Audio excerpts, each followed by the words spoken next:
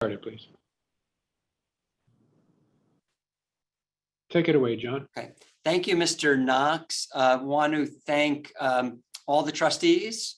We're very excited to be discussing our 2021 virtual offsite. It's too bad we can't do it in person. Maybe that's something that we aspire to do very shortly. The slide deck, and I'll give Calvin a chance to pull it up, is entitled Allocator to Best-in-Class Investor. We will discuss the kind of origin of that title of our strategic initiatives, Allocator to Investor. For purposes of this offsite, we inserted the phrase best in class. It's a belief of mine. I think it's a shared one that everything that we do should either be best in class or at least directionally best in class. The goal here is to make this interactive. There are lots of threads that the board can pull. We're adaptable to whichever ones are pulled and the force with which they are pulled. So our goal, once again, is to make this interactive. Please let us know when to speed up, slow down, or take breaks. And I'll also, at the beginning, thank the investment team. Under that guise of allocator to investor, we often thank one another for hard work. And I will posit that hard work is something an allocator does. Hard work is a given for a best-in-class investor. So I'll thank the investment team for the good thoughts, the good thinking that went into this. So with that, Calvin, if we could turn to the next slide.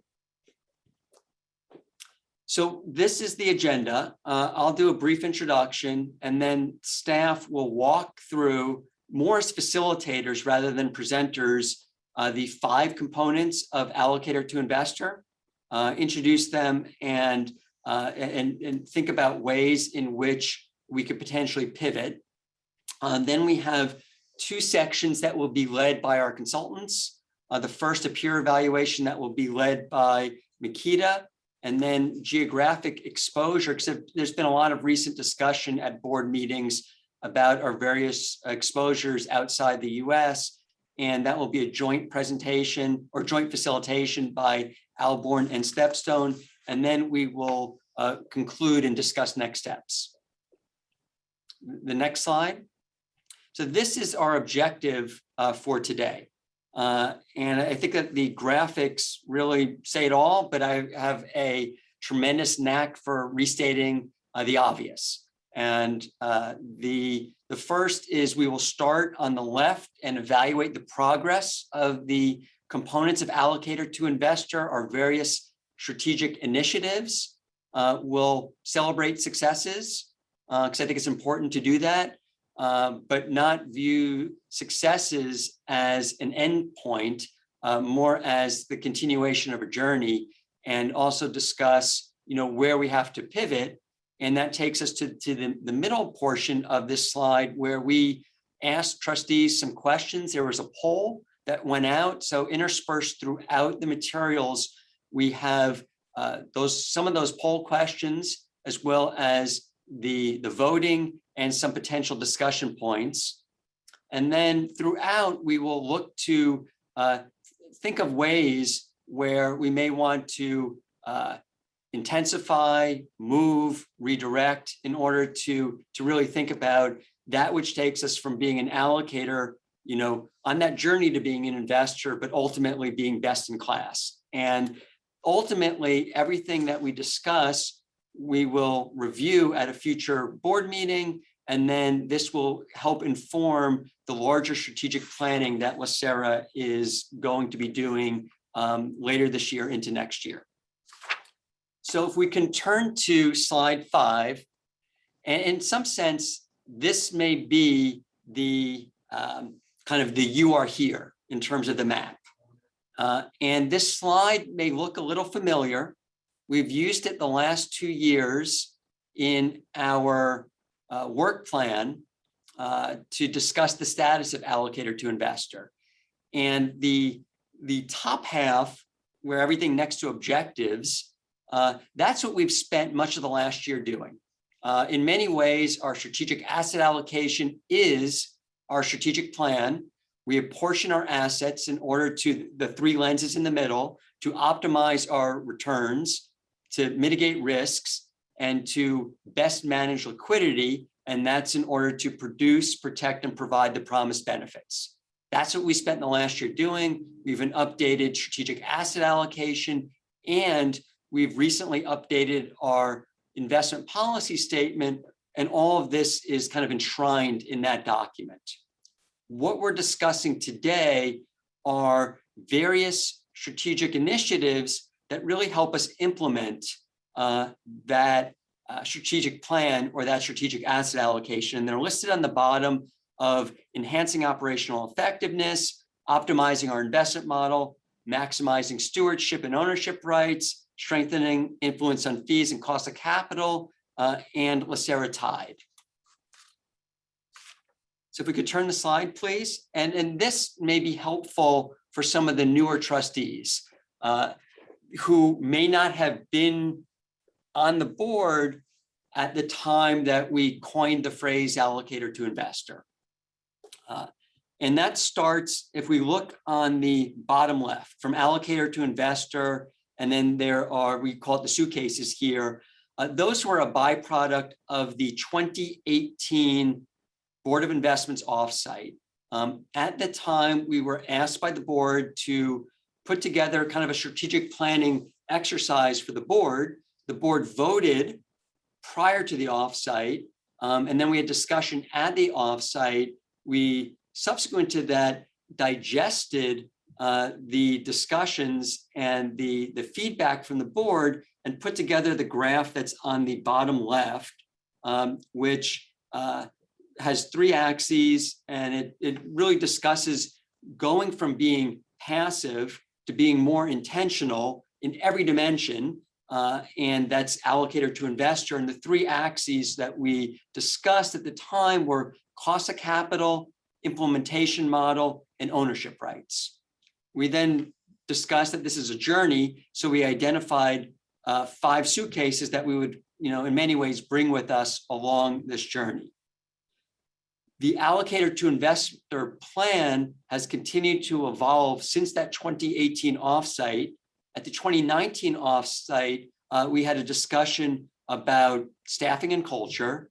And in many ways, our human capital is the most critical aspect to allocator to investor, to everything we do, to our mission, to our members. We can't optimize that without having the best thinking, the best human capital, the best interactions with the board. And it's less relevant what the picture on that we shrunk on here, but it was really that offsite folded in the concept of human capital into allocator to investor. And then this past year, this is a kind of a redo of the prior slide, we added to this strategic diagram, LACERA Tide, where the board really approved the amalgamation of our diversity, equity, and inclusion initiatives that have been long-standing at LACERA into our strategic initiatives. And later on, after the introduction, we will go through these 5 pillars. Esme, David, Chu, Scott, Didier, and Chad will walk through the 5 pillars. And I won't steal any of their thunder, but all of this feeds into what we have in the middle, which is kind of our North Star, that North Star of being a best-in-class investor. One of the things that we will discuss is that it's kind of a non-linear path from allocator to best-in-class investor. The origin point is different. I would argue, not even argue, I will assert that we started maybe in a more advanced state, or there's more resources put to our stewardship efforts than our operational middle office capabilities back in 2018. And so the goal is that there's different paces of progress, but a lot of that is a function of where we started.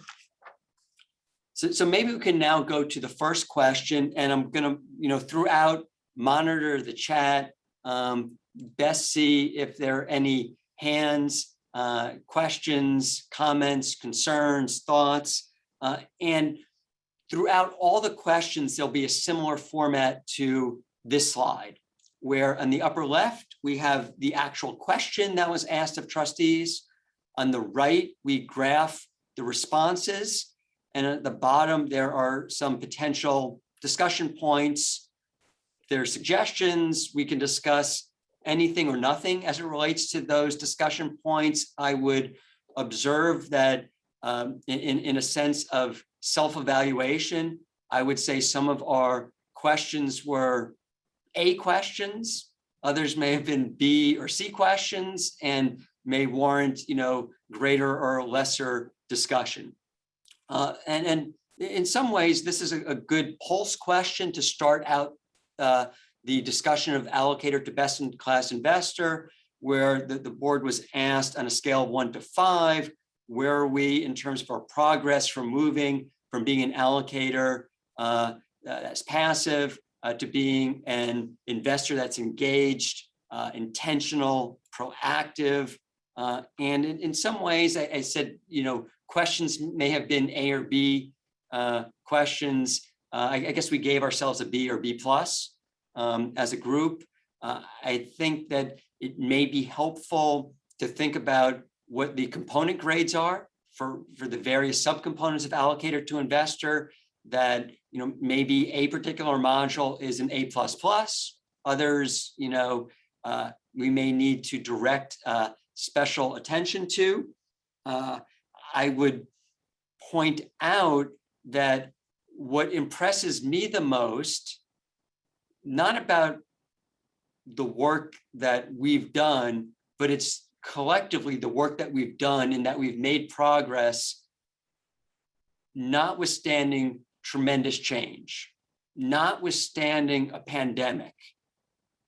And I think it's really, remarkable the amount of work collectively that we've done, and we've advanced, in terms of our investment model.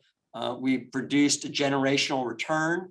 Everyone did, but still, we produced a generational return. We're mindful of liquidity, never lost sight of our mission to members. We communicated well throughout the nadir of 2020. And I'm happy to, to pause for feedback or thoughts, or we can keep going. So not seeing any hands, I will go to the next slide, which is the second portion. I was just going to suggest, John, that, folks can just chime in. We don't necessarily have to use the text box, but you're welcome to. Thank you, Mr. Chair. And the second question I will relates to the pace of portfolio implementation changes. And once again, we gave ourselves the response. The majority of the response was just right. There was, a response that it's faster than preferred. And a couple of thoughts on this are, one, I think at an offsite in a discussion, it's critical to evaluate all thoughts, all points of views, because this isn't, a vote per se in terms of a board action, but every viewpoint is critical to us improving. And I think that just right and faster than preferred are not mutually exclusive, potentially. I think that there are some areas where we're doing it just right, other areas where it may be faster than preferred. I think that there's some areas where we're too slow. I think that there's some searches, for example, that I think that we could do faster.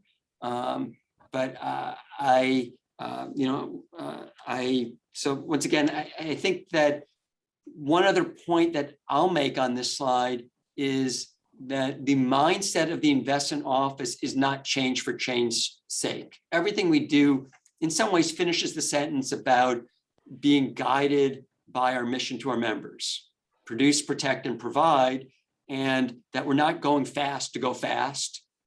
It really is in order to optimize that mission. So with that, maybe we'll go to the next slide. Thank you, Calvin. And maybe I'll refer to this as our proprietary algorithm that we developed just for today's meeting. And this really is the heart of the discussion. We'll go through each of the 5 pillars, and within each pillar, we'll accomplish the boxes in the middle. We'll talk about the objective of the pillar. We tie each of those pillars to our investment beliefs, which for staff, we always think that that's kind of not just a safe thing to do, but the important thing to do. Everything we do should tie to our big picture philosophies, beliefs, principles, because that makes everything that we do more durable. And once again, and in the best interest and connected to our mission to our members. We will discuss some accomplishments and progress. We'll also in that section talk about some evolution and contextual changes. For example, pandemic. For example, compared to 2018, there's more time spent discussing cyber and geopolitical risks. And so there are some, and also the progress we've made, and that we're $70 billion today versus 40 billion-ish, back then. So I think that it's really important to discuss contextual changes.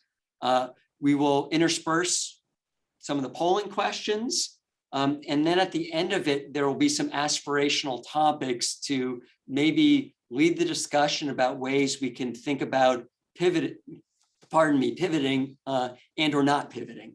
And maybe where this proprietary algorithm comes in is that this discussion hopefully leads to that ramp that we have on the right, that, our origin point, 2018 allocator, we're getting towards being an investor. And I like the fact that the slope steepens, in this chart, that it's about becoming best in class. But once again, not change for change's sake.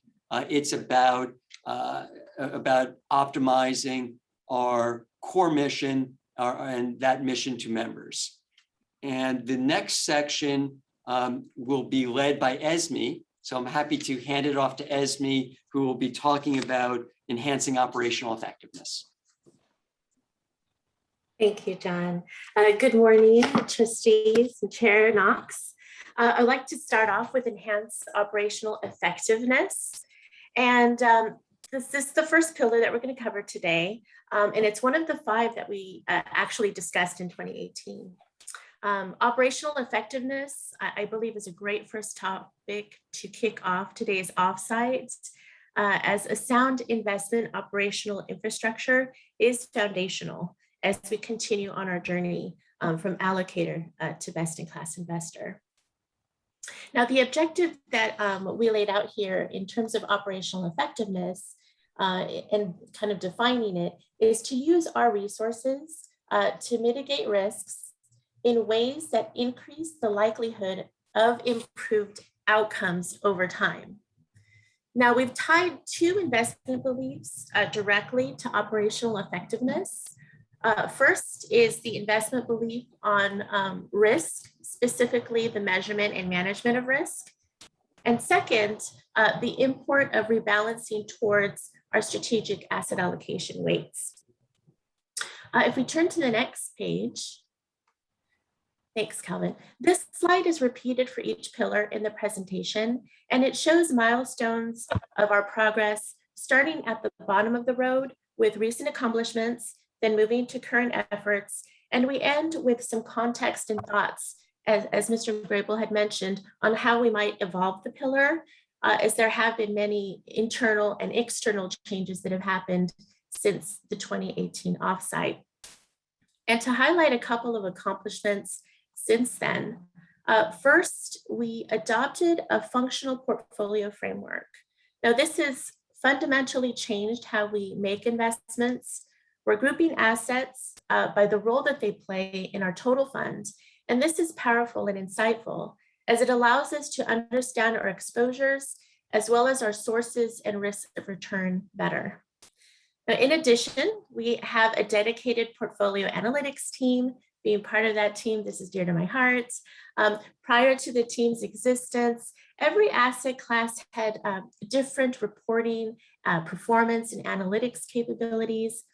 But having a centralized team that covers all things total fund elevates portfolio transparency and therefore our investment decision making. In the last year, Team PA led and completed the onboarding of a new performance system, a risk provider, real estate administrator, and completed a revamp of the board performance report, which we will continue to enhance. Moving to ongoing efforts, given our experience with, Esme, can I ask a yes. question? The fourth bullet down under accomplishments, it says increased percentage of assets held in custody. Yes. One would think that on its face, we hold all our assets in custody. Can you expand on this a little bit? Oh, absolutely. So Trustee Kelly, I would say that specifically, this had occurred within our global equity program in 2019. We had a lot of our assets, I would say about 20% of the total fund within BlackRock funds. And those funds were held and custodied at a BlackRock custodian. In 2019, we just moved all of those assets within about 8 funds. We collapsed that into an MSCI ACWI mandate at SSGA, where all of our assets are held in our name. That's thing one. And then generally speaking, Mr. Kelly, not all of our assets are custodied because we do have private assets, which we can be in commingled fund structures, closed fund structures, and therefore those funds are held again with different administrators or custodians. Okay, thank you very much. Absolutely.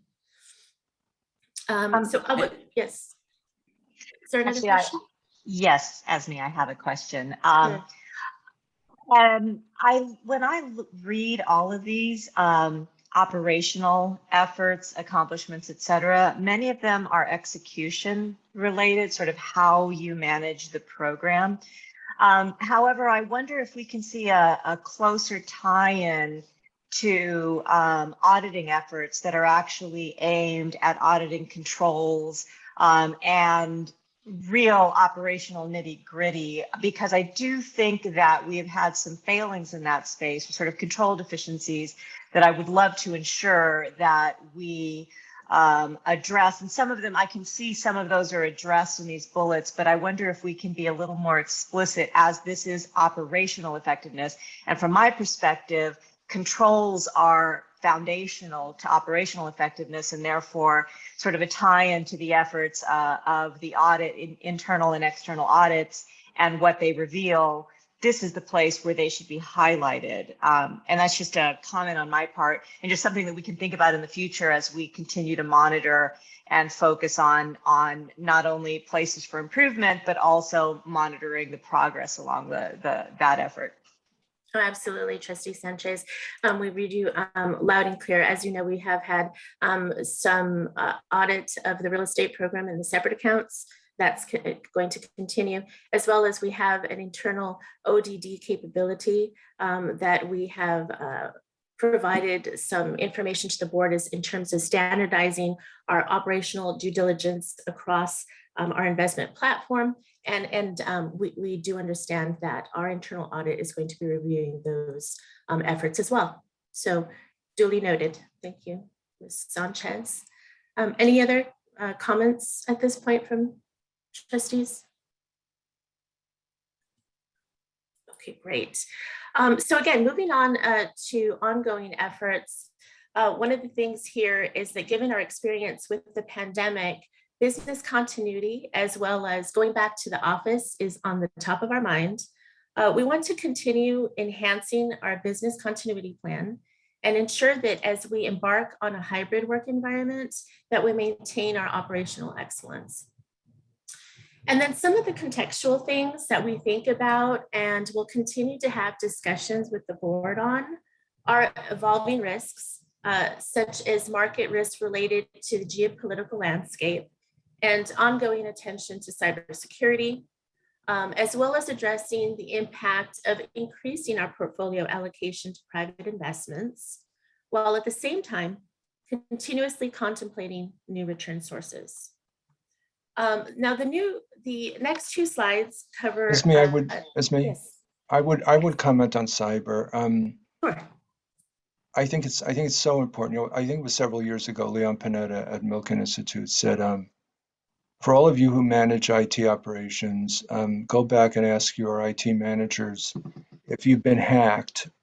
They'll say no and then fire them. So I went back to the office and I asked my IT manager if we've been hacked. He said no. And I told Mr. Knox at the time to go fire him and he refused. But the point being that it's the cyber risk is across the entire enterprise. Yes. And I do think, following up on Ms. Sanchez's comments about audit, I do think there's increased need for an audit perspective or review of cyber risks. But they really are material. And so, and they go beyond kind of, the basics of, strong passwords, et cetera. Can you put this cyber risk in terms of investments? Can you put a little more meat around it? I mean, what does it actually mean, evolving risk? I mean, I get that the risk is evolving, but what are you doing in investments to stay abreast of that evolvement and appropriately control for that risk? Sure. In terms of the cyber risk, when we look at prospective managers, either in the private or public space, there are a number of operational due diligence tick-offs from the investment. I would say the questions that we ask managers as well as our consultants. So there is a review of documentation as well as the processes and procedures that are followed regarding cyber risks. That's kind of a thing one. And then thing two, as we onboard managers, especially in the public market space, we have an annual contract compliance for which one of the specific points of interest that we request information on is cyber risk, as well as cyber insurance. So we want to know if they have cyber insurance, number one, and number two, if they've had penetration tests and what the outcome of those tests are. And then generally just get a sense of the way that they review and who is responsible for those cyber risks. So there's a couple of flavors there of what we do internally for our investment manager set as well as our vendors. But I do understand that there is a broader executive effort on this as well. So you're in essence establishing kind of a cyber standard that partners must have or maintain in order to do business with us, and you're monitoring for that on an ongoing basis. Do you find exceptions in terms of these reviews? Do you find exceptions where you say, okay, your standard isn't what it should be, and then what do you do? Or have you not gotten to that point yet? Yeah, Trustee Kelly, I wouldn't say that there's a standard. I would say that we ask this, certain points of information for every vendor and manager that we have. As you know, we have had instances which we've brought to the board out of State Street, correct? Right, and this is something that we want to ensure that we have this information top of hand. We understand what happened and what the remedy is. And then, of course, there is a team that is consisted of the executive team as well as the investment team that reviews these instances, especially for vital and our most important relationships. So there is a constant communication. There is a constant review of that information. I just want to ensure, Mr. Kelly, that I don't want to say that we have a standard that is set per se. One thing to add, I know that Ms. Sanchez is in the queue, is I think that this will help shape our investment model discussion, because right now we don't manage assets internally. We're non-transactional, our systems. It's browser-based, and obviously every browser can be penetrated. To wire money, there are checks and balances, multiple parties, multi-point authentication is involved. But I think that it is something that is increasingly relevant. It will shape how we future decisions about investment models. And I think one of the things that the area that may have had some operational challenges is real estate. And that's something that may have been the most transactional. So I think it's really important for us to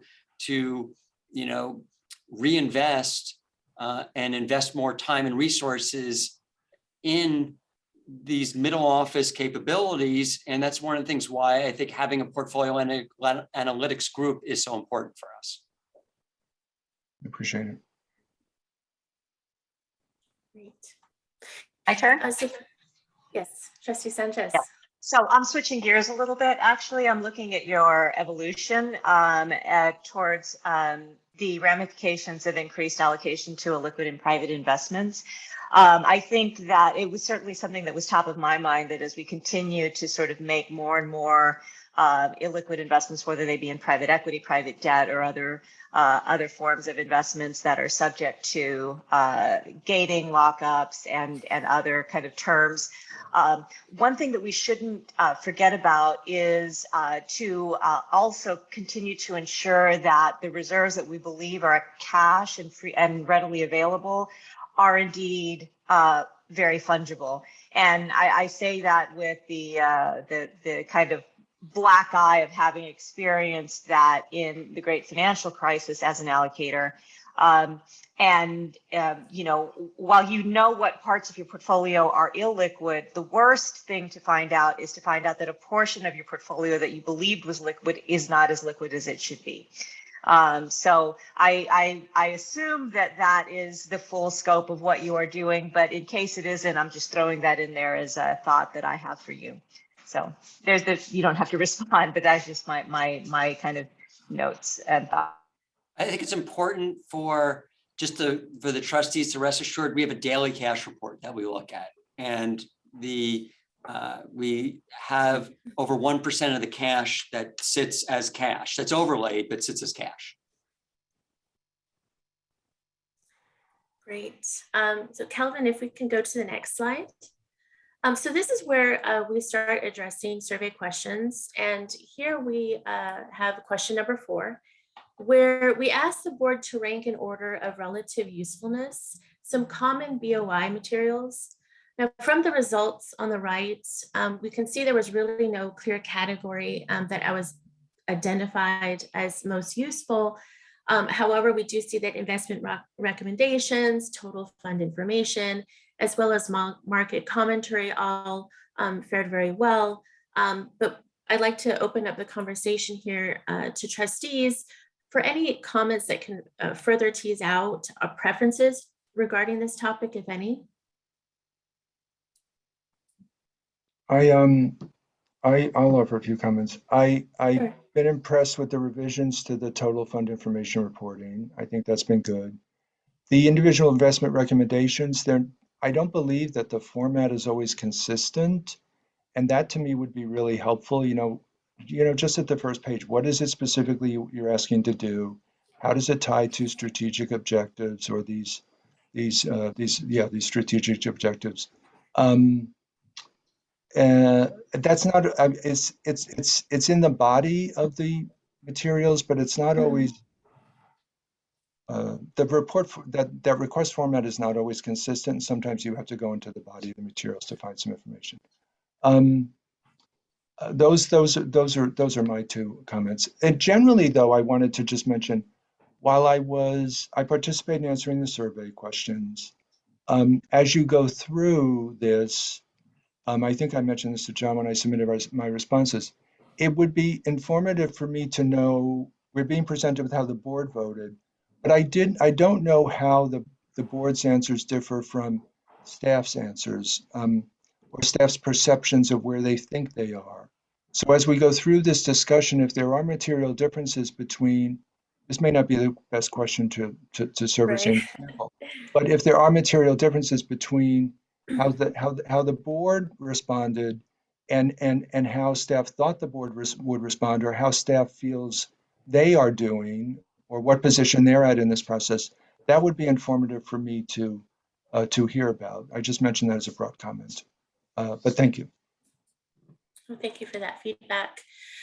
Anyone else on this topic like to share? Okay. So if we turn to the next slide, we cover survey question 21, which was a fill in the blank question on how well trustees felt our investment program fared during the pandemic. And we note that many trustees wrote in that the program functioned very well, and the rest of the responses were positive. But at this time, we would love to discuss how we can better, we can all do better, staff, trustees, consultants, as a means to further strengthen and enhance our investment program. We welcome any ideas or suggestions on this. This is Keith. I guess from your perspective, Esme, what did you see as part of the hybrid environment? I mean, to me, a lot of it seemed, a lot of it went on, in the background, and I didn't notice much of a difference. So, I think that's a good thing in a lot of ways. Yes. But I'd be curious to get your take, and especially in your new role, how you're going to approach it, with your staff, and is there anything you would want us to be aware of that maybe we didn't consider as part of this question? No, I would say, Chair Knox, that we really adapted very quickly. And I think that the mode of communication, having Teams as our main platform, was extremely useful. And it actually elevated some of the work pace and processes that we had previously not had. For example, not having access to certain files, but now we have access to everything. Being able to communicate through chat is really great. And also being able to just set up meetings and seeing everyone's calendar. It's just much more transparent. Really enjoy being able to meet in this way. I do miss being in the office, of course, but I completely feel 100% comfortable in a hybrid environment. In fact, I have been in the office working on, some things at some point, still working with my team in the background. It's completely seamless. So the process, the systems, the communication has been wonderful. Thank you. Okay, so let's move to the last slide. At the bottom of the page here, we added a transparent view of the accomplishments, ongoing efforts, and evolutions page. And on the top right, we listed aspirational considerations we view as potential initiatives in our path to becoming that best-in-class investor. And we also embedded trustee poll responses. So for operational effectiveness, those possible aspirations include ways to strengthen our risk orientation in a low return environment, to continually improve on the board packet, as we chatted about earlier. We hear your feedback about cyber risks, auditing. We also look to enhance compliance by standardizing reporting across asset classes. And here I'm speaking specifically to private assets. From an office culture perspective, we want to review our team structure, our org chart. And last, we want to further enhance our diligence efforts. If there's any other items that we'd like to add from today's conversation, beyond what had been suggested by Trustee Sanchez, Trustee Kelly, we'd be happy to add that to our list.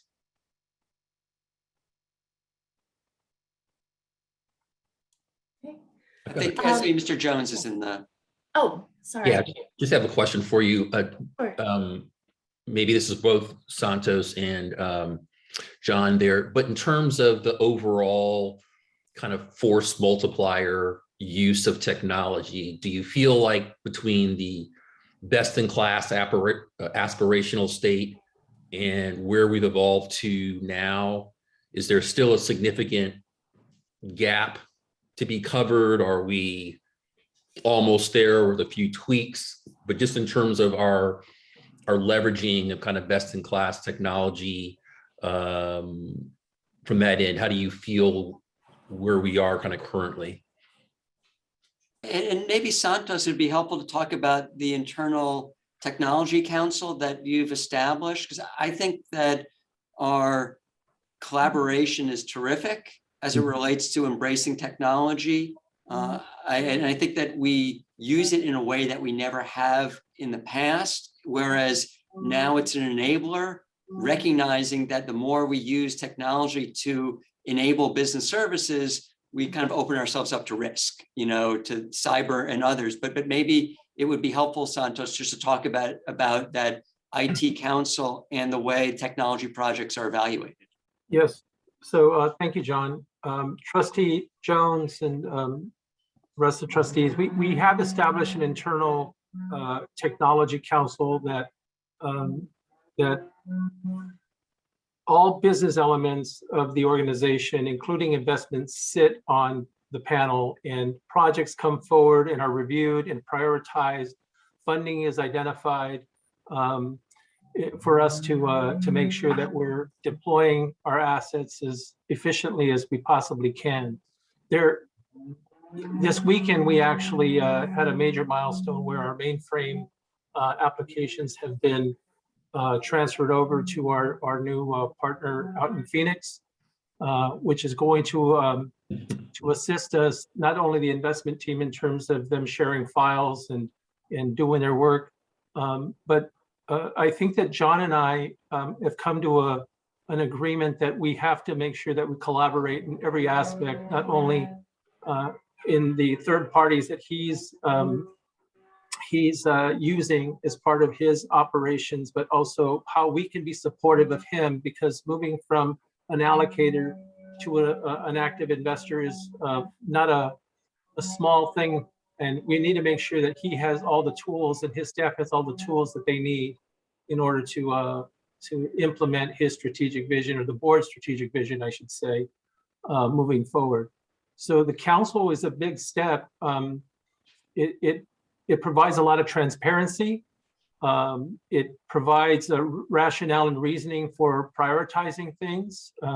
We defer projects at some point in time. We've had to do that, and it's reflected now also in our budget process as well. And so I'm very happy with the collaboration that we've received from John. I know that Jude Perez is the representative on the investment side.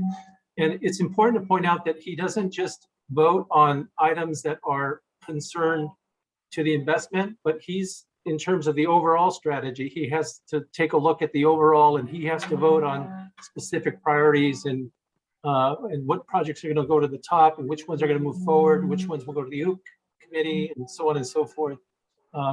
So I think we're on a good path. We're not all the way there. There's a lot of things that are on the drawing board in terms of tools that we think our staff needs. So I don't want to put a percentage on it. Are we 50% there, 60% there? To be honest, with things are moving so quickly that it's going to go up and down, quite frankly. But I appreciate the investment team's input. I also want to give the investment team a shout out in terms of the pandemic.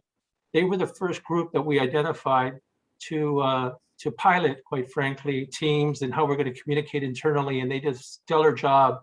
And the communication from that point forward really helped educate us in how we can roll out to the different operations as well, these new tools and how they could be used, and how we could reconfigure things in order for us to be more efficient and effective through the pandemic. And so I want to salute John and his investment team for piloting that for us early on in the pandemic.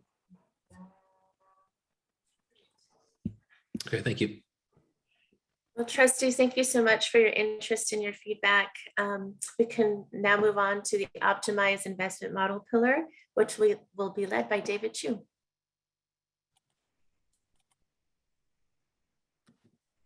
Good morning again, Mr. Chair and trustees. The second pillar we'd like to cover today in our journey from allocator to best-in-class investor is optimized investment model. So this section will follow the same format that Esme just went through, starting with our objective. The objective here is really to leverage our competitive advantages through investment structures that utilize technology, cost savings, and people to maximize risk-adjusted returns. This objective ties to our investment beliefs via consideration of net of fee returns, being nimble and making modest adjustments during periods of dislocation, and third, identifying while also avoiding conflicts of interest. Turning to the next slide, we review the progress we've made so far in this pillar. And starting at the bottom of the roadmap, we start with accomplishments. I'll highlight a couple. So one is, we formalized structure reviews across all asset categories. And something that we discussed this morning was how we've expanded co-investment capabilities across private equity and more recently in real assets as well. In terms of ongoing efforts, we've utilized investment structures that have provided greater control and transparency. These include co-investments and secondaries, which allow us to build a more intentional portfolio. We've also strengthened internal specialization capabilities across asset classes and added two team members across each of those. And as we look ahead, some of the context and considerations for our continued evolution include, as John mentioned, the fund is now nearly 75 billion with a global footprint. The portfolio is much more complex with a greater number of investment strategies.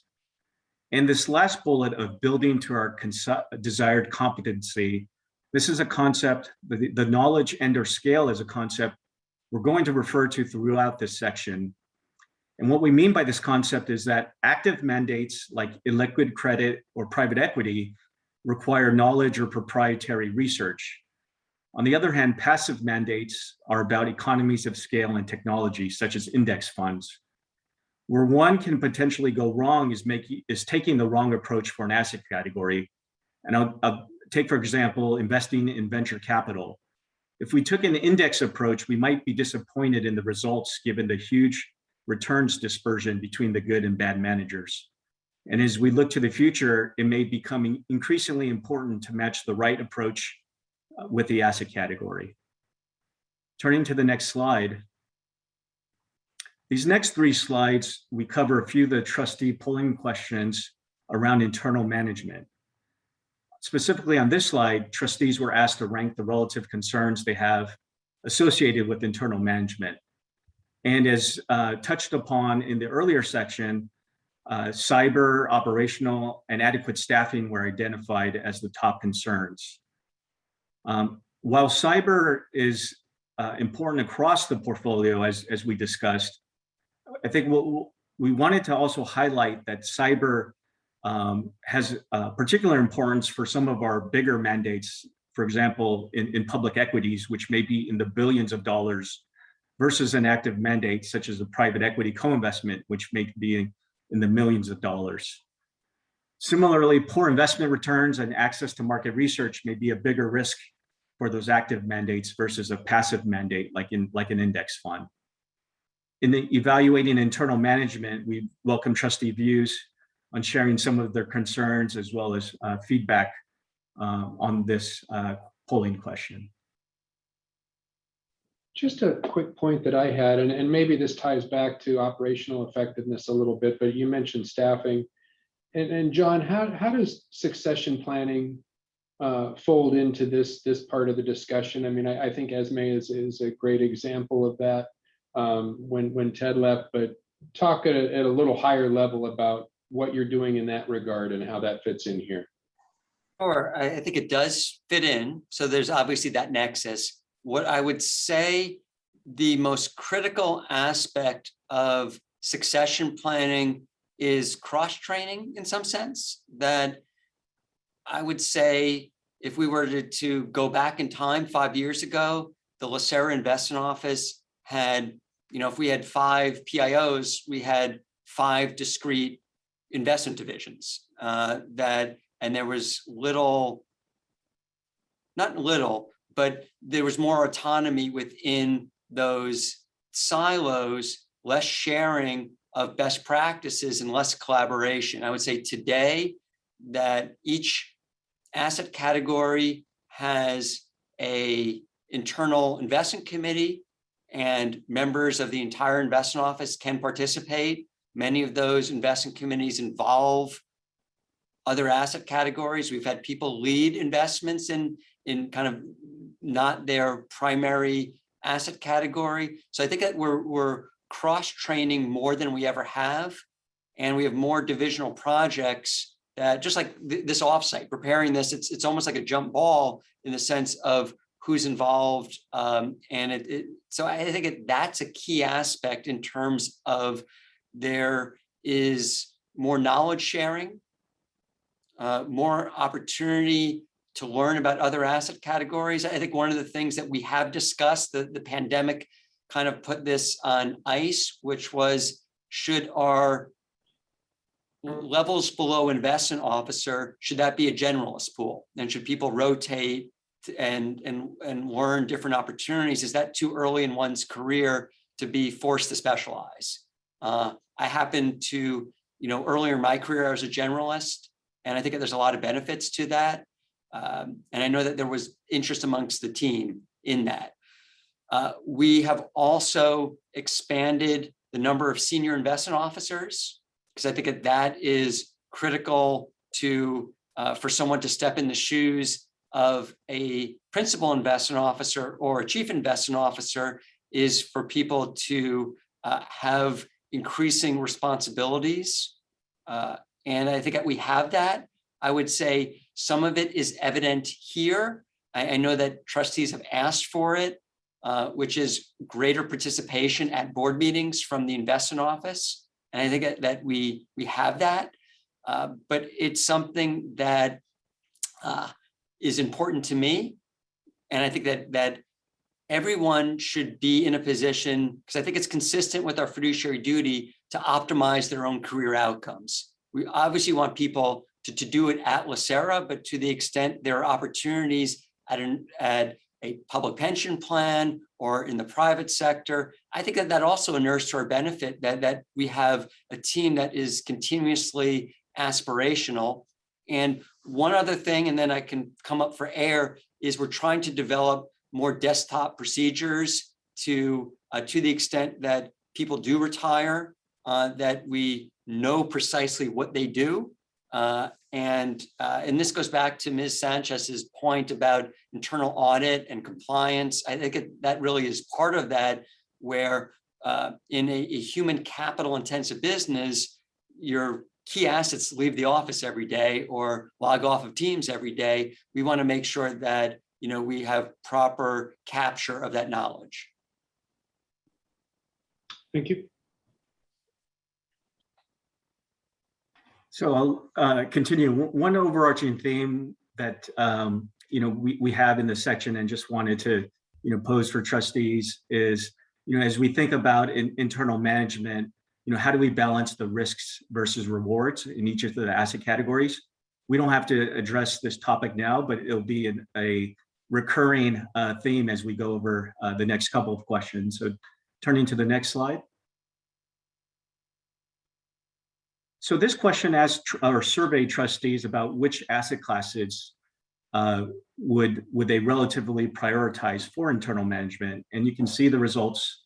While there wasn't a clear-cut winner, you can see public equities and fixed income were ranked the highest amongst the 6 categories. And as we explore this topic, we've highlighted some of the considerations worth potentially discussing. These include topics from ESB sections, such as the infrastructure or the plumbing and skill sets that we would need in order to implement internal management, as well as different complexities for liquid and illiquid asset categories. Revisiting the concept of LACERA's edge or competitive advantage in that asset class.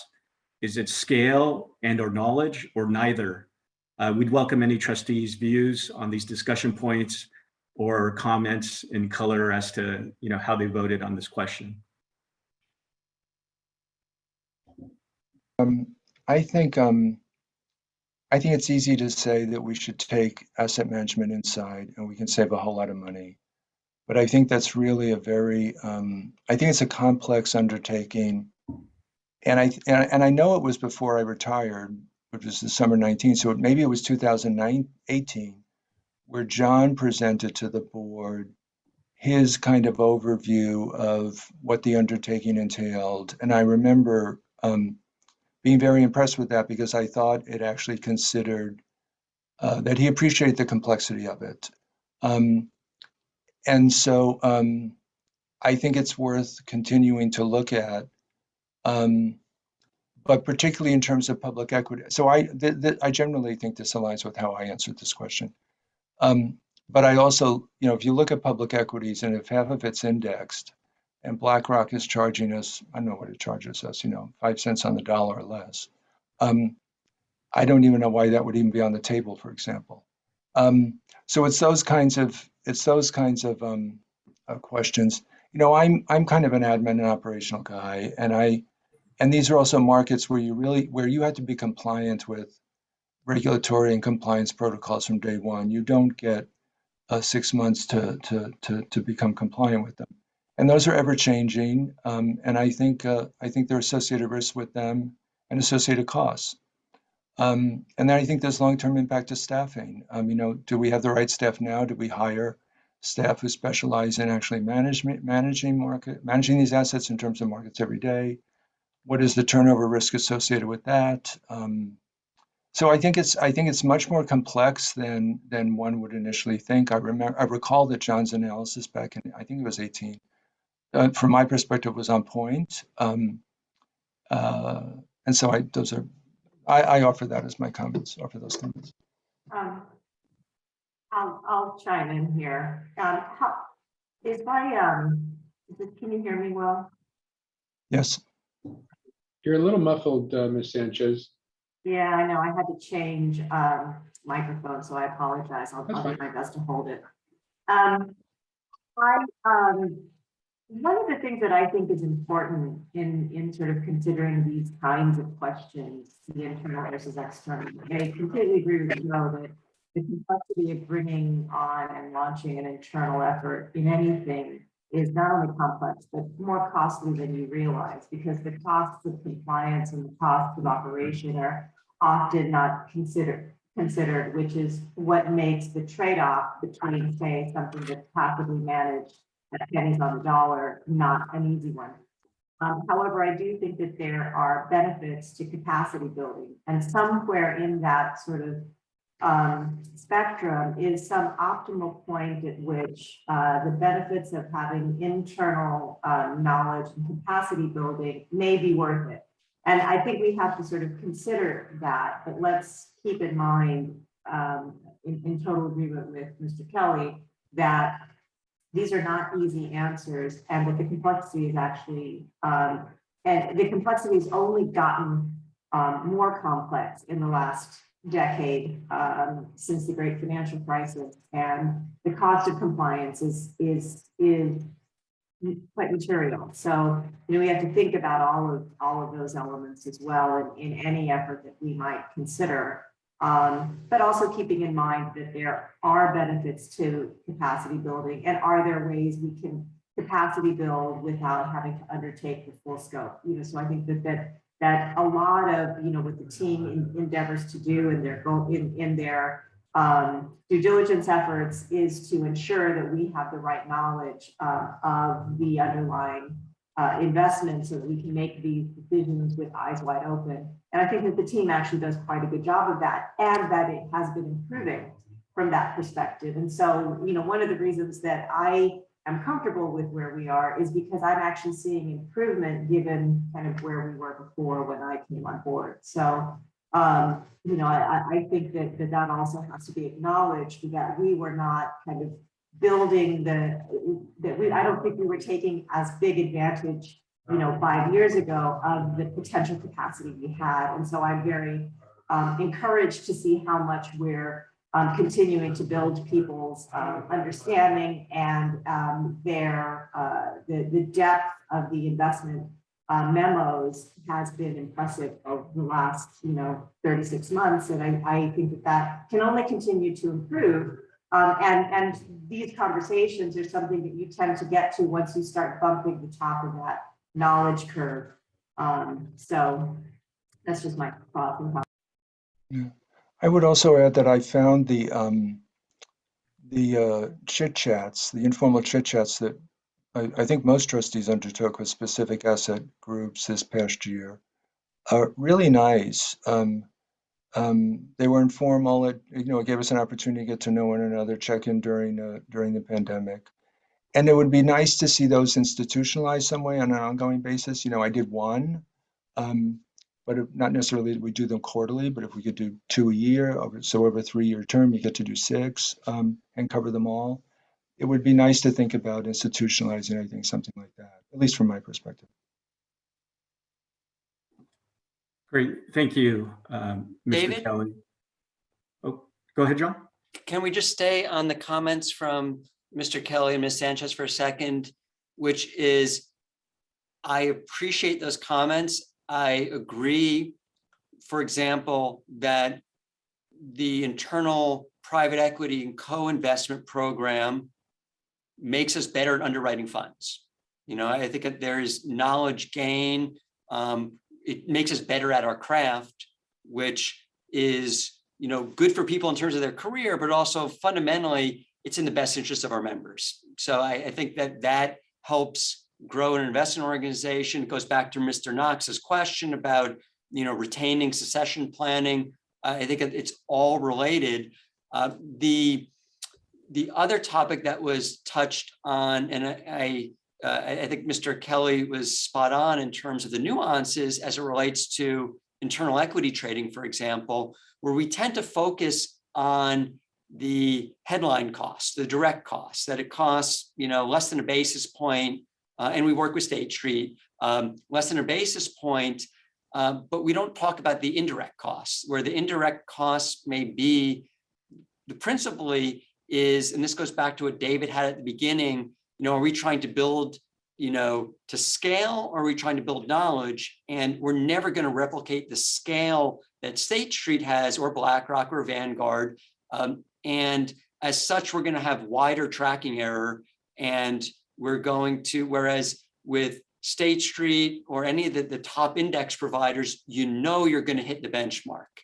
If it's managed internally, we may beat our benchmark or we may miss the benchmark, but that's just because our volume isn't the same. And it's those indirect costs combined with staffing and cyber and compliance that really makes it a challenging calculus for the board.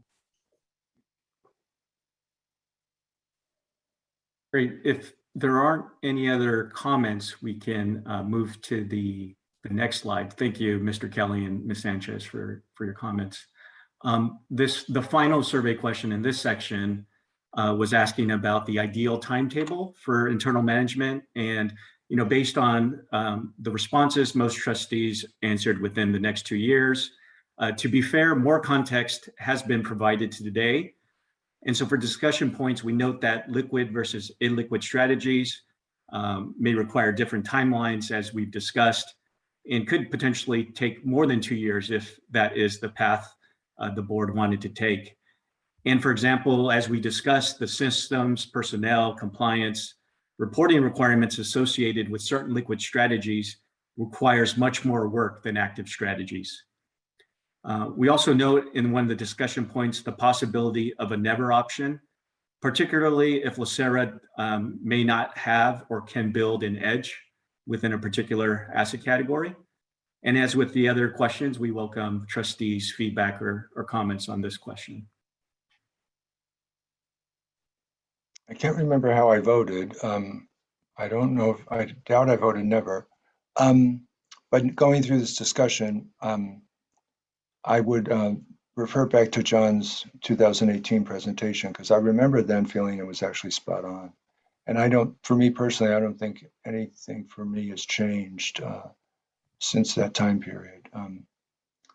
So maybe I'd be interested in seeing it again. I mean, I could go back through the agendas, but if you could just distribute it as a follow-up to me, at least maybe to others. But I think that laid out the framework for internal management in my mind.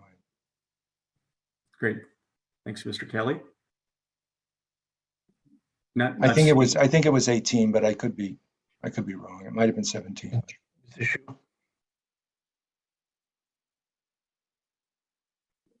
Mr. Santos, I saw you turn your camera on. Did you have a Yes, I comment?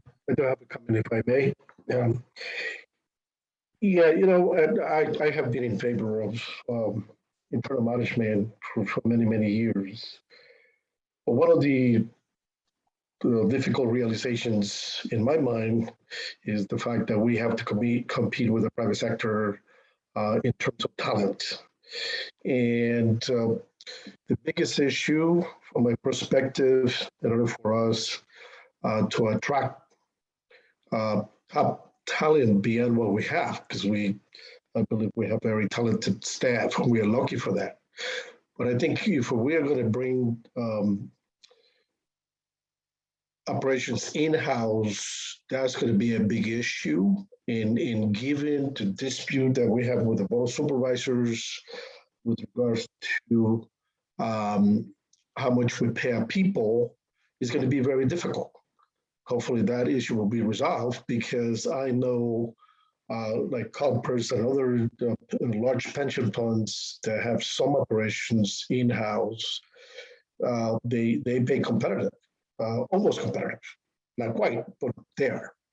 And that is a huge issue. Like, for example, CalPERS provides the CIO with incentive pay and other PIOs. So it's a tough one. Thank you. Thank you, Mr. Santos.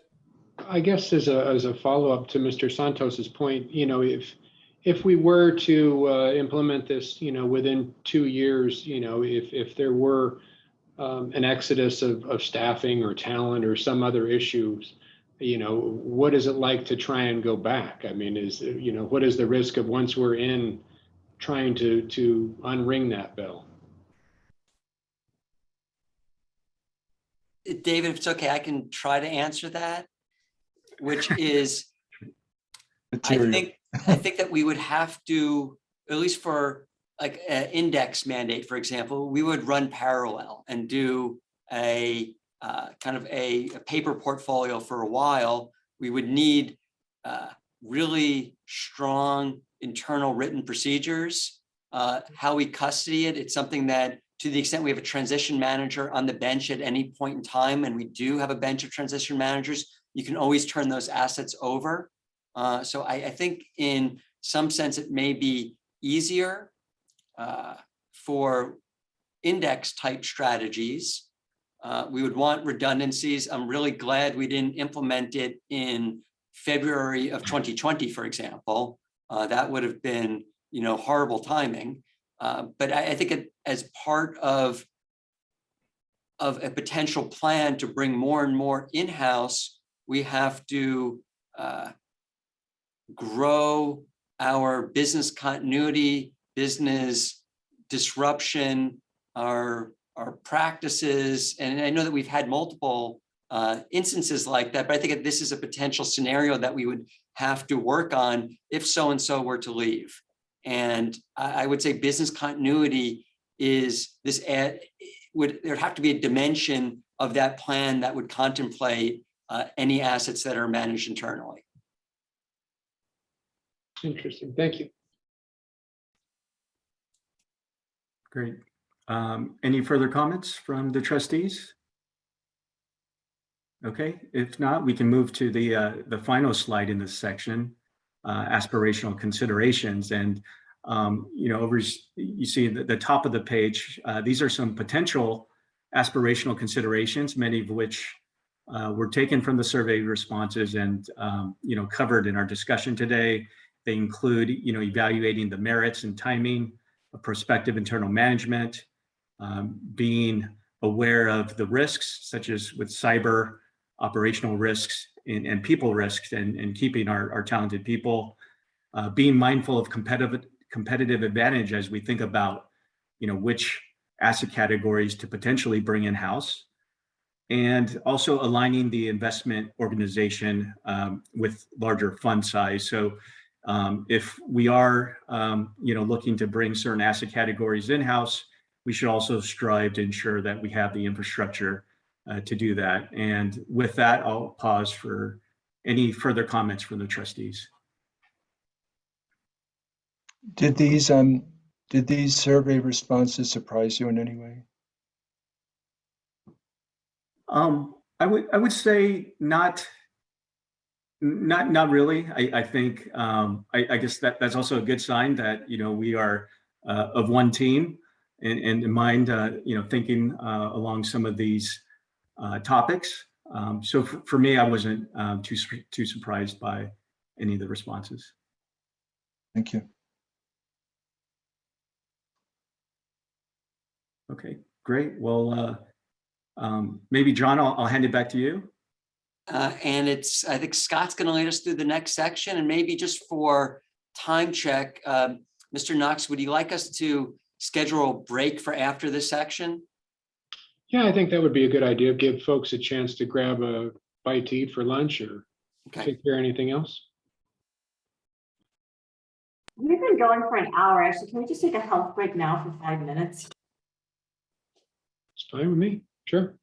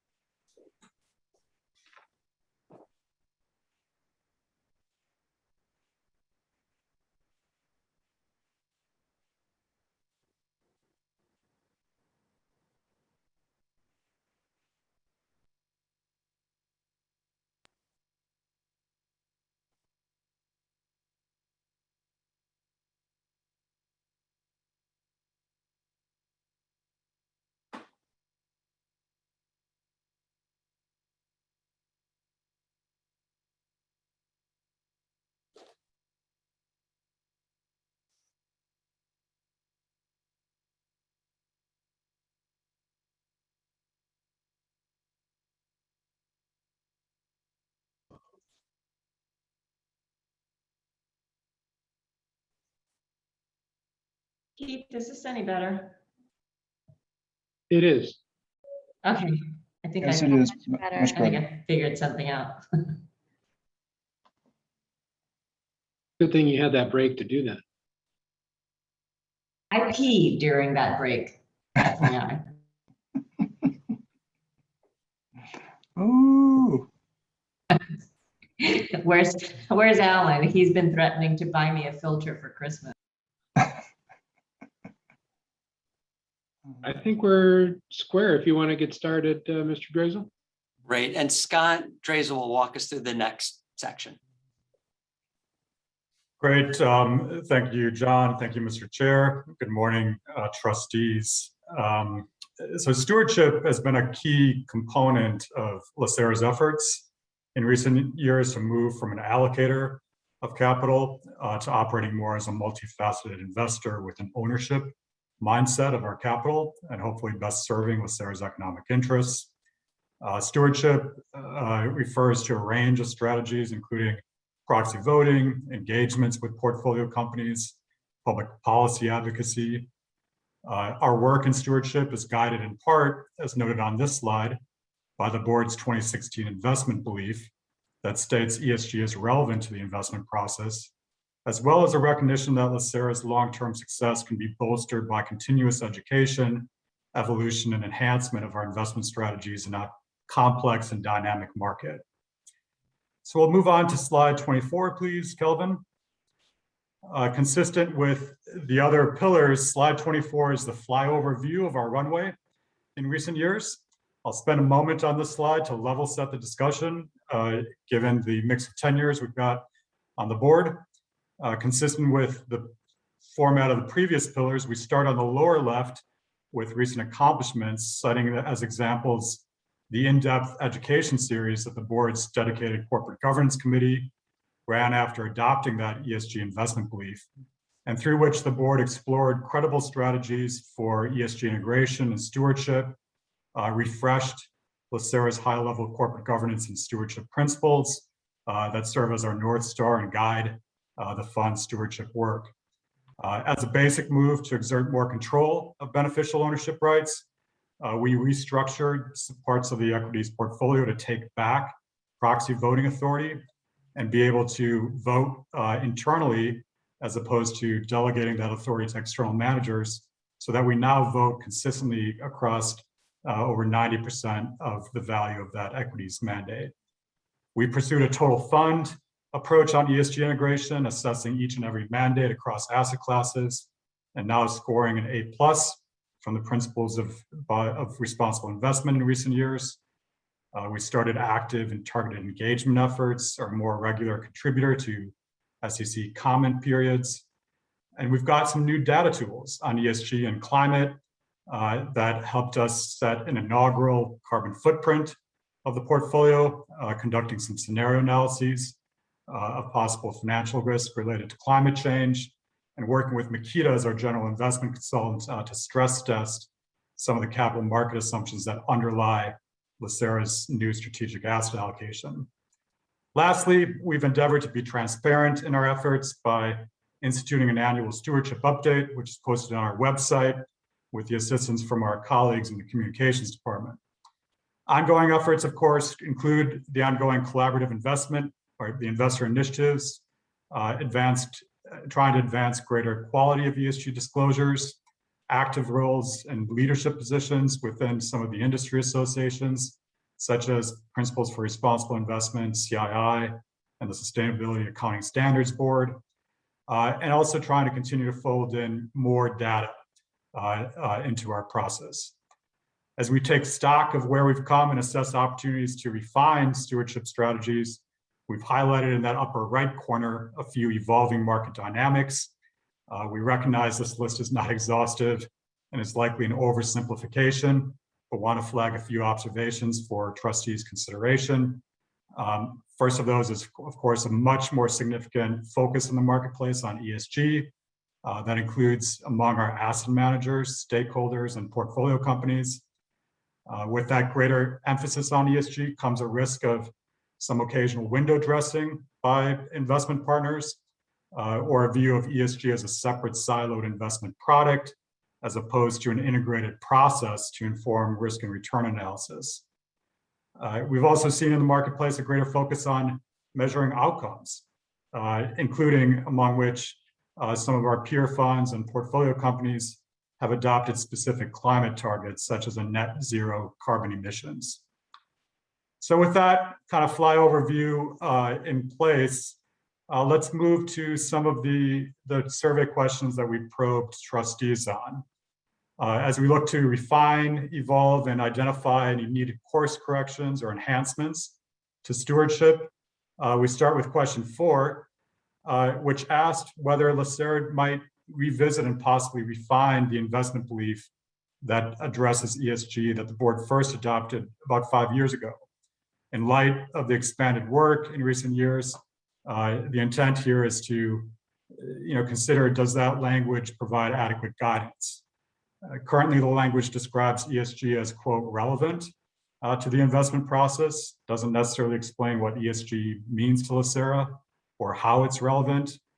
It also characterizes ESG as a risk and lists ESG under the risk section, whereas we've now articulated in other policies that ESG can pose both risk as well as possible upside opportunities, such as the benefits of stronger investor rights as part of that G, or governance, benefits of diversity as part of S, efficient resource management like energy efficiency as part of the E. We note that last August, the board did approve new language incorporated elsewhere in the IPS, which gives more description to how we integrate ESG. Our governance and stewardship principles also detail LACERA's view on a range of ESG matters. And we recognize that the investment beliefs as core guiding beliefs are intended to stand the test of time. So here, in looking at the trustee responses, looks like there's a general preference to revisit, possibly refine that language, first set in motion, half decade ago.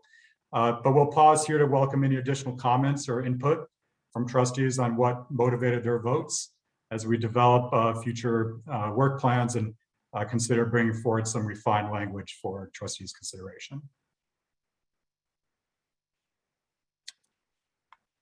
Any comments on this question?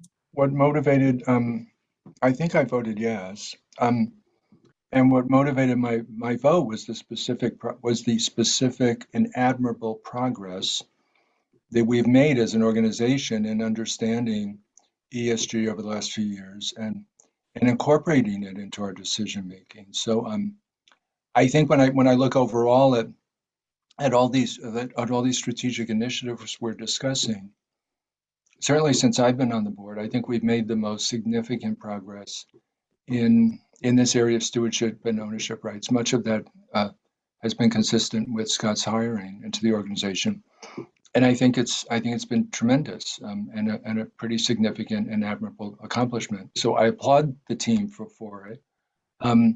But I do think we're at we've matured in terms of what we think about ESG, and so I think from that perspective, it does make sense to separate it out. So those are my comments. Thank you, Mr. Kelly. If I may. Please, Mr. Santos. Thank you. And this might be directed to Mr. Grable, but I always view ESG from the risk perspective. That's how we've been operating. So the question that I have, because I voted no, because I believe it belongs in risk. But if we separate ESG from risk, what does that mean, Mr. Grable? Does that mean that we are going to begin investing or allocating a certain amount of funds to invest in ESG type of funds? Or just because I'm not quite clear what does that mean if we take ESG from the risk lens? Sure. Thank you, Mr. Santos. And Scott mentioned it on a prior slide about the emergence of ESG as a product versus process. I think where LACERA is, we're a more sophisticated investor than a 529 plan or something. The individuals in that. For us, we have the expertise to evaluate all risks and opportunities of every investment. ESG, when you productize it, that means ESG is relevant just for whatever percentage allocation that is. I believe, and I think it's consistent with feedback from the board, that ESG considerations, both in terms of risk mitigants and return enhancements, are relevant to every decision, every prospective investment.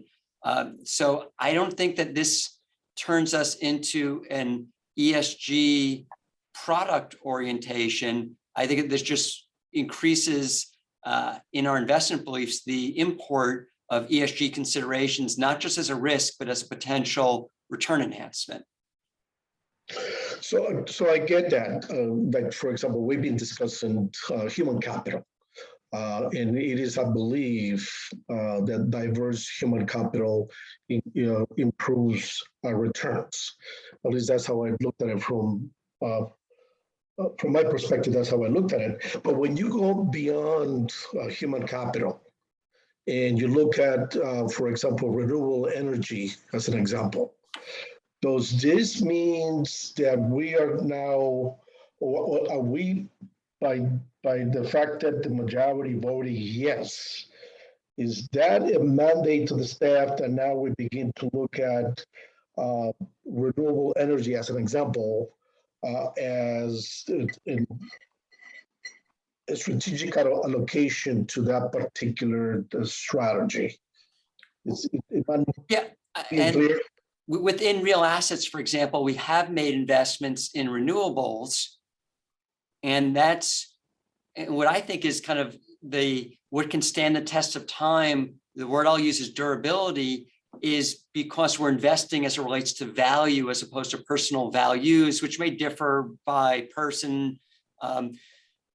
By looking at considerations, risks, and opportunities, you can potentially avoid stranded asset risk, which certain energy investments may have, that the exit multiple may be lesser in the future than what you bought it at, or the opposite of that is the value of a renewable project may only increase over time. And that's something that we want to allocate more capital to because it's in the best interest of generating long-term returns for the fund. So I think that what we do stays the same, but we're just including more factors in our analysis. Gotcha. So we will continue to look at these opportunities on an opportunistic basis, not, let's say, like, for example, real estate, where we decided that we're going to allocate, I believe we had 10% for real estate. But rather, we're going to continue to evaluate those opportunities, and if they represent a good opportunity for us, then we will, or the staff will recommend that to the board for approval.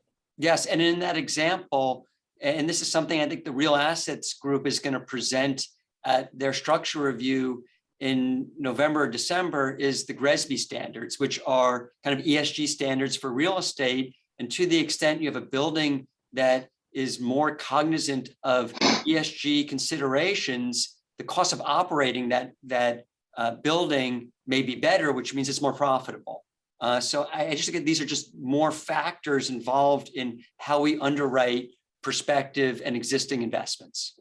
Well, thank you for that. I mean, so that doesn't mean that we're going to sell a building right now and buy another one that is more energy efficient, as an example. We're just going to continue to look at opportunistically what deals out there and whether or not it fits with our strategy, and then that's how we're going to operate. Thank you. Thank you, Mr. Santos. Any other comments? think seeing none for now, we can move on to slide 26. And this, this question, the spirit of today's objective to take stock of our progress on strategic initiatives. The second trustee question sought to gauge your pulse on LACERA's stewardship efforts, specifically asking if we should do more, less, or stay the course. The bottom of the slide highlights some observations, including that LACERA is institutionalized regular oversight by the board's dedicated corporate governance committee to set policies, monitor initiatives, and provide input. Where we pursue initiatives, we've discussed with the committee parameters and considerations, such as evaluating and prioritizing projects where we can be successful, where we can maintain credibility, and where an initiative merits deploying finite resources fundamentally. Here, trustees' responses generally indicate we should stay the course with a couple votes to expand and one cautionary vote to possibly ease up. We'd welcome here as well any additional flavor trustees would like to provide on the responses to help us inform next steps in our work plans. Any comments here?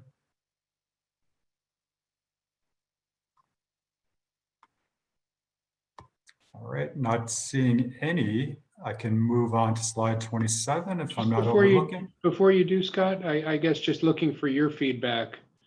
Are you generally in agreement with the stay the course mode from your perspective, or do you feel like there's more we should be doing right now? Sure. Generally speaking, I think what we've endeavored to do is to be intentional, credible, and deliberate on everything we recognize we have 9 voices around the table. We move most effectively and impactfully when we move holistically. Since we have made some strides in a few areas of stewardship in recent years, we didn't want to miss the occasion to take a pulse of the board as part of this strategic discussion today. So I think generally speaking, we're comfortable with staying the course, want to ferret out any questions or concerns here, but it looks like the read is to generally stay the course and consider its strategic opportunities to keep expanding. I'll just add and comment that Scott, this is the new normal. So I mean, going back a few years ago, we weren't doing as much as we're doing right now. So even though we're going with this stay the course, it actually is a major expansion for what we have been doing in the past. So, and I applaud you for that. You have brought that and to the table with you and your peers and with the support of Mr. Grable and the board. So it's been great stuff. So I think I don't want to understate that staying the course is actually expansion from where we were. So continue doing what you're doing, continue the great work. Gotcha. Thank you, Mr. Kehoe. I have to I agree with Mr. Kehoe. From where I first began, where we didn't have a corporate governance committee of the board, it was strictly controlled by the staff, one particularly the attorneys, to just moving the corporate governance committee to the board, and the big task at the time was to try to convince management that they needed to hire somebody like you. And so, yes, I agree 100% with what Mr. Kehoe said. We have come a long way, and I want to congratulate all of us for the tremendous work that we have done over the years to get where we are. Thank you, Mr. Santos. It's indeed a group effort, and we appreciate the board's guidance and input for the full investment team on our work. Somewhat relatedly, slide 27 probes trustees on when and where we might consider opportunities to expand, escalate, amplify. Generally speaking, we pursued quiet diplomacy in our engagement with portfolio companies, as well as submitting comment letters to regulators. We do private meetings, and we often work in collaboration with other investors towards common objectives on our initiatives. This question asked if LACERA should consider additional tools in the toolbox by which we might escalate initiatives if companies not responsive to quiet diplomacy, or consider amplifying LACERA's profile to step out, per se, once in a while. Here, trustees' responses appear to span the full range, with one response indicating we should have a lower profile, the other one with a higher profile, and in the middle, several votes for maintaining the status quo or considering some select options for a greater profile, when and where strategic, credible, and compelling. In deliberating this question, we recognize profile can bring some possible advantages. For example, if we were to sponsor a shareholder resolution, that might help press a company that hasn't been responsive to our letters to consider a governance reform that we've recommended. Sharing fund news with the press once in a while might help communicate LACERA's positions on ESG and broader policy matters of interest. However, there are also some potential downside risks that we want to be cognizant of. For example, if our initiatives stray from policies or principles that were deliberated and adopted and approved by the whole board in a disciplined manner, we risk sending mixed messages that might confuse outside audiences and possibly undermine the intended impact of trying to amplify some of our profile. We note that the board has approved principles and procedures, and we've got some guidance that when and where LACERA takes action, it must be in accordance with those policies, with some internal checkpoints, general counsel, CIO, CEO, that should facilitate LACERA speaking with one voice where we do engage outside audiences. With the defined policies that we've got in place, we think we might have adequate experience under our belt as a fund at this point to consider some strategic options where they are constructive and might, of course, credible. We welcome any further comments that we should keep in mind as we do explore future work plans and ways that might start to escalate if it is logical and consistent with the board's principles and procedures. I guess my comment here would be if we become more open about our efforts, will some consider us to be an activist fund? And then what are the advantages and disadvantages of that characterization versus this quiet diplomacy route that we've pursued so far?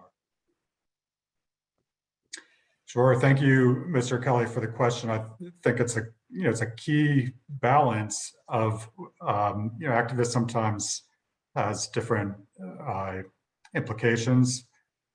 Active might be a synonym for some. For some, they might consider to be a friendlier term. The risks, it could be that it creates a risk of blowback on positions.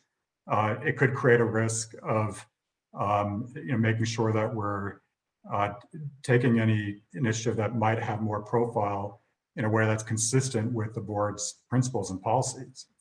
I think we are strongest when all oars are in the water rowing in the same direction, right? Mm-hmm. We don't waver in our route of travel as much. So that could be a risk that we'd want to be attentive to make sure that guiding principles and procedures, and the regular oversight by the committee is helping to make sure that we're calibrating any incremental steps appropriately. But the upside impact could be a little bit more recognition of what LACERA is doing at times. Mm-hmm. Mm-hmm. Yeah, so I think in answer to your question, should LACERA consider more public profile and select initiatives? I would say yes, depending on the initiative. And you're right, that does pose additional responsibilities, but hopefully with the approval of a deputy CIO position, the CIO would be freed up to assume some of these more high profile initiatives, commenting on some of these more high profile initiatives. But I think it would depend on the initiatives. I think when an initiative confronts us that we feel we have to become more engaged on, I think that will be self-evident is my gut. So Yeah, those are my comments. I think that we need to continue to be strategic. The biggest concern that I had over this issue over the years is the fact that if we become active or public as the culprits, for example, you invite a scrutiny from the public, the press, and my fear has been for many years, especially when the periods when we have active attacks on the defined benefit, that when you are up there, you are going to be scrutinized. Any decision that we make could be front page news. So we need to be strategic. I personally don't believe that we need to be up there and become another cutpurse, for example. But we just need to be very strategic. Every day I think about LACERA, I pictured the reporters circling around the building looking for a hot issue so they can write about. And one of the things that I'm been pretty happy is the quiet diplomacy because it has served us well in the past. And so that's my view. Please, Ms. Sanchez. Were you going to respond to that? Sorry, I was just going to put myself in the queue. We appreciate the feedback and the input. Again, this is the spirit of today's discussion is to kind of gauge the pulse since we have developed programs in a number of areas. So, we do appreciate the range of perspectives and considerations that we want to keep in mind here. I don't want to preclude any comments that you've got to share, Ms. Sanchez. Okay, thanks. So I think that there are a few avenues that we are, as I understand it, are currently using in order to effect our stewardship. And kind of, I think one of the things we should do before we really think about vocally public-facing strategic initiatives is to ensure that we have a lot of communication internally about how we're voting, which efforts of other of our counterparts we've chosen to vote with. And those are very tactical decisions that have to be made in a very, very short period of time. However, to some degree, I think internal awareness of where we have been voting is important so that we know what our voting record is, so to speak. And I think that should inform any strategic initiative that we may choose to undertake. That may also have to be done somewhat tactically. And what I worry about is that this becomes sort of its own beast without a lot of time to be able to be effective and also kind of have kind of important input from the board. So I think the first step to that is just ensuring the regular reporting of what our voting record is and where we have collaborated with our fellow plans and other organizations that we may choose to collaborate with. I think that kind of reporting can only be improved in order to ensure that we know where we are. And that I think will naturally inform the next steps of how we evolve in terms of our profile, because even just that would be very effective. Hey, Scott, Sure, just to please. weigh in a little bit I'm glad the board's pulling the thread, going back to the beginning on this topic. I think it's an important one. Going back to the discussion about optimizing investment model, and there were concerns there or discussion about staffing, I would say that we have existing staff more so to evolve our investment model than we do to, Mr. Santos used the word, to be strategic, more strategic in this dimension. We need more resources to the extent we elevate our profile because it's a different skill set. obviously Scott's, as expert as anyone in this area, but this is an area that we would have to think about our internal team and the resources we have. I've got another comment. I was one of the ones that voted for a higher profile, and it was primarily around a couple thoughts, kind of in part echoing what Gina said, just to be a part of the conversation as they're talking about whether it's ESG or what have you, being considered part of the thought leadership around it. And there's always kind of the benefit of drawing better opportunities and better relationships and partnerships, the more people kind of perceive you as being, a thought leader in that group. So that's one dimension.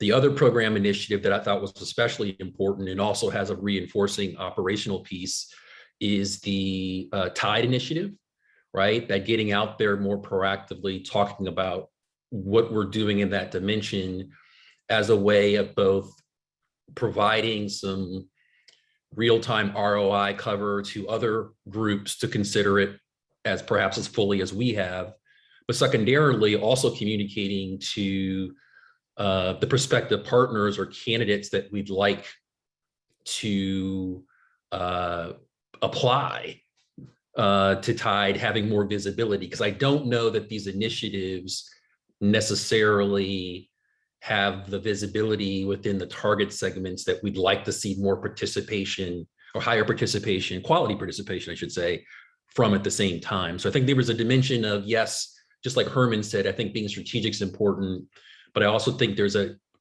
without necessarily knowing,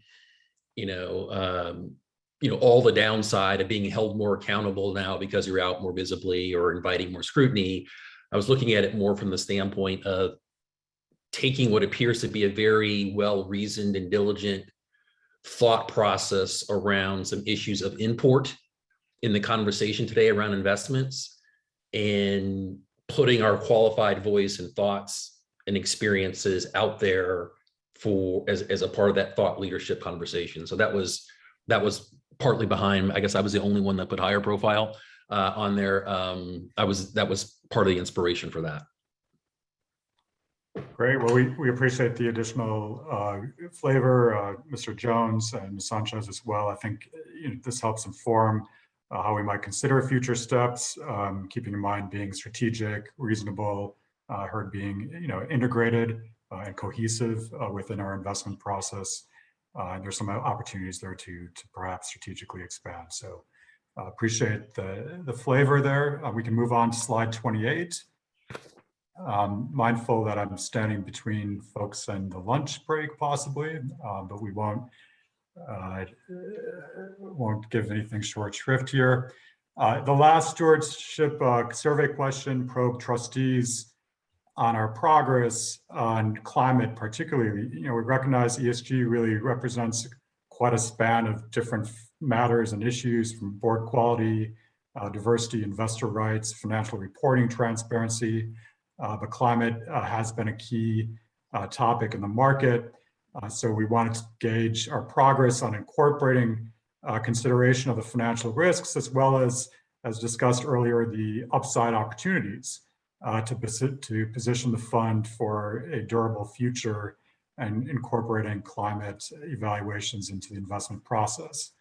By way of a quick recap, the board has adopted a clear principle guiding our work, recognizing that climate change can impact both individual investments as well as the broader market into which we're investing as a diversified kind of universal owner investor. We did complete and are tracking LACERA's carbon footprint in various scenario analyses in public markets to try to identify financial risk and opportunity. We collaborated with our general investment consultant, Makita, to stress test capital market assumptions. We've been active in the Climate Action 100 Plus initiative to engage 160 of the companies that represent about half of our footprint to adopt risk mitigation strategies. And we've been including some updates of our climate work as part of that stewardship update. Going forward, we could further expand the total fund approach by expanding our analysis to include more modeling in private markets, try to have a total fund view of where we have concentrated risk and might lean into opportunities. Here again, trustees covered each response category with most votes for continuing a deliberate approach. And perhaps by way of continuing a deliberate approach, we naturally expand. But we did have a couple votes to also clarify or do less. So we want to be cognizant of trustee input here too. So welcome any additional comments that trustees have for our consideration as we build out future plans.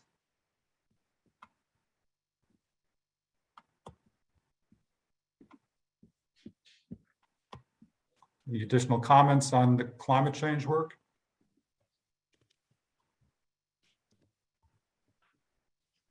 All right, perhaps hearing none, let's move on to slide 29, which tries to reflect the survey responses and formulate some next steps in line with our overarching theme to try to be best in class, a thought leader, as trustees commented, including maintaining a deliberate, thoughtful approach to stewardship as compelled by our mission to preserve and enhance economic value for the fund, possibly refining the ESG investment belief to add more explanatory language, continuing to build out a total fund approach to climate that leans into identified opportunities and is aware of areas of concentrated risk in an intentional and cohesive manner, and a focus on, I think, some more outcome-oriented engagements with clear communication. I think we've heard in comments today,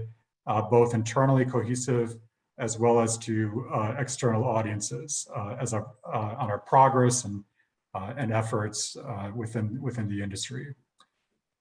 So if there are no further comments, I'm happy to pause and perhaps turn it back to Chair Knox or John, given the time, if there are timing considerations, or if you want to jump over to Chad on the next pillar. Just one clarifying comment, Scott, if I may. On that last item, the effective communication, I would actually, if you're sort of considering this to think about how to guide your efforts, I think we need to prioritize kind of greater internal communication and reporting before we even consider greater external communication. Okay, thank you, Ms. Sanchez. Any further comments?